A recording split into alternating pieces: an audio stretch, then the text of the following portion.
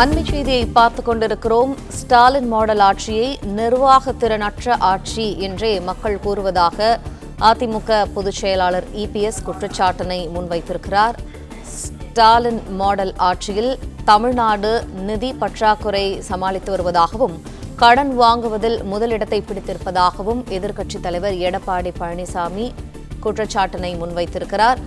இது தொடர்பான கூடுதல் தகவல்களை எமது செய்தியாளர் ராஜகுமரன் வழங்க கேட்போம். ராஜகுமரன், வணக்கம். எதிர்க்கட்சித் தலைவர் வைத்துள்ள குற்றச்சாட்டுகள் என்ன, விவரங்கள்?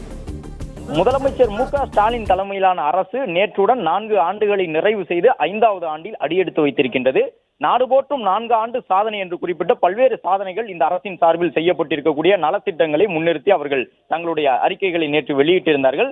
நேற்று முதலே எதிர்க்கட்சி தலைவர் எடப்பாடி பழனிசாமி 4 ஆண்டு சாதனைகள் எல்லாம் கிடையாது, பல சோதனைகளை தமிழக மக்கள் சந்தித்திருக்கின்றார்கள் என்று கருத்துக்களை பதிவிட்டு வந்தார். இந்த நிலையில்தான் தற்பொழுது 4 ஆண்டு ஆட்சி தொடர்பாக தன்னுடைய அறிக்கையினை அவர் வெளியிட்டிருக்கின்றார். அதில் தமிழகத்தில் நடைபெற்று வரக்கூடிய ஆட்சியை ஸ்டாலின் மாடல் ஆட்சி என்று ஆளுங்கட்சியினர் வேண்டுமானாலும் புகழ்ந்து கொள்ளலாம். ஆனால் பொதுமக்கள் இந்த ஆட்சியை நிர்வாக திறமையற்ற ஆட்சி, நிதி பற்றாக்குறை, கடன் வாங்குவதில் முதலிடம், சட்டம் ஒழுங்கு சீர்கேடு, போதைப் பொருளின் மையமாக தமிழ்நாடு மாற்றப்பட்டுள்ளது, தினசரி கொலைகள் நடக்கின்றன என்று பெரிதும் கடுமையாக இந்த ஸ்டாலின் மாடல் ஆட்சியை விமர்சித்துக் கொண்டிருக்கின்றார்கள் என்று அவர் குற்றம் சாட்டியிருக்கின்றார். 2021, 22ஆம் ஆண்டுகளில் பெய்த மழையால் சென்னை மக்கள் பரிதவித்து நின்றார்கள் என்று குறிப்பிட்டு அவர் குற்றம் சாட்டியிருக்கின்றார். மேலும் நிதி நிலைமை மிகவும் கவலைக்குரியதாக இருக்கின்றது என்று எதிர்க்கட்சி தலைவர் அரசை நோக்கி குற்றம் சாட்டியிருக்கின்றார்.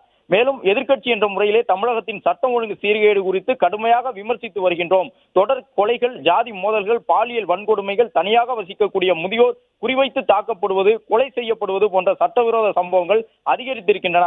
காவல்துறையில் சீர்திருத்தங்கள் தேவை என்று முதலமைச்சர் கூறினாலும் குற்றங்களை தடுப்பதில் எந்த முன்னேற்றமும் இல்லை என்று எதிர்க்கட்சி தலைவர் எடப்பாடி பழனிசாமி குற்றச்சாட்டுகளை முன்வைத்திருக்கின்றார். கொலைகள் மற்றும் வன்முறைகள் தமிழகத்தில் அதிகரித்த வண்ணமாக உள்ளன என்று குறிப்பிட்டிருக்கக்கூடிய அவர் 13 ஆண்டுகளுக்கு பிறகு கள்ளச்சாராய மரணம் 2 முறை இந்த ஆட்சியில் நிகழ்ந்திருக்கின்றது. இதுதான் 4 ஆண்டு சாதனையா என்றும் கேள்வி எழுப்பியிருக்கின்றார்.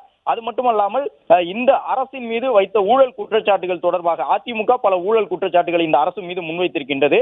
அதற்கு எந்த விதமான மறுப்பையும் இதுவரை முதலமைச்சரால் குறிப்பிட முடியவில்லை என்று குறிப்பிட்டிருக்கக்கூடிய அவர் 4 ஆண்டு கால ஆட்சியில் இந்த கடந்த அதிமுக ஆட்சியில் கொண்டு வரப்பட்ட பல்வேறு நலத்திட்டங்கள், அத்திக்கடவு, அவிநாசி, மெட்ரோ திட்டம் உள்ளிட்டவை எல்லாம் மடைமாற்றப்பட்டிருக்கின்றன, நிறுத்தி வைக்கப்பட்டிருக்கின்றன என்று குறிப்பிட்டிருக்கின்றார்.